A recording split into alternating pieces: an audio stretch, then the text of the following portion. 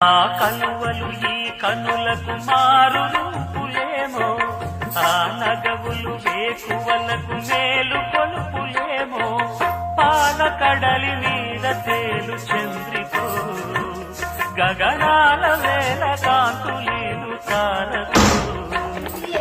వెన్నెల్ల వస్తాడు ఓనాడు రాజంటి గొప్పింటి మొగుడు, ఊరంతా సందళ్ళు ఆనాడు వాడంత వియాలవారు.